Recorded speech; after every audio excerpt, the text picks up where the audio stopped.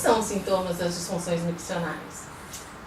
As disfunções ela tem uma gama enorme, né, de formas de apresentação.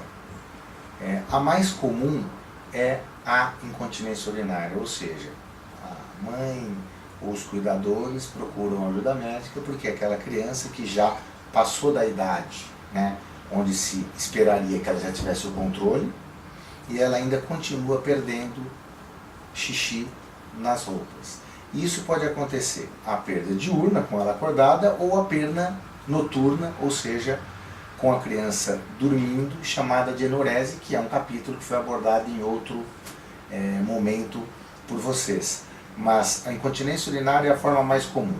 Agora, não raramente essas crianças apresentam infecções urinárias, que às vezes são de repetição, o que faz também com que elas acabem procurando ajuda.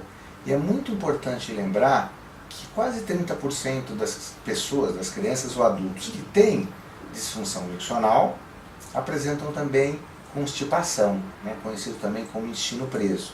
Essa é uma associação super comum e nós sempre temos que abordar e tratar as duas coisas, o problema urinário e o problema intestinal, porque se nós não tratarmos o intestino, a gente não obtém sucesso na parte miccional. Como é feito o diagnóstico? O diagnóstico ele é feito basicamente com a história clínica. Muitas vezes nós fornecemos aos pais um dicionário para a gente fazer uma pesquisa de como é o comportamento miccional dessa criança, chama diário miccional. Então a mãe vai anotar o número de micções que essa criança faz, né, por dia, anotar o volume, anotar se ela tem perdas diurnas, se ela tem quantas vezes por dia, se ela tem perdas noturnas, quantas vezes na semana. E em 2, 3 dias, a mãe trazendo para a gente anotações referentes ao hábito miccional e também intestinal, isso traz uma quantidade de informações valiosas além da anamnese, ou seja, do que nós tiramos dos pais e das próprias crianças de informação. Complementamos com o exame físico, que na maioria dessas crianças, né, que não tem problemas neurológicos, deva ser normal. E para confirmar as nossas hipóteses que essa criança tem um distúrbio de eliminação, ou seja, um problema de esvaziamento da bexiga, nós utilizamos basicamente 2 exames que são exames simples. Um exame do fluxo, chamado urofluxometria, onde essa criança faz xixi no vaso sanitário, ao invés de ser direto no vaso, é feito em cima de um funil que está conectado a um copinho e uma célula de carga. Essa célula de carga está conectada a um software que vai avaliar como é que é a vazão urinária dela. Se ela urina com um bom jato, um jato livre. E muitas vezes nós aproveitamos, conectamos sensores, eletrodos de superfície na pele e colocamos também num aparelhinho chamado eletromiografia.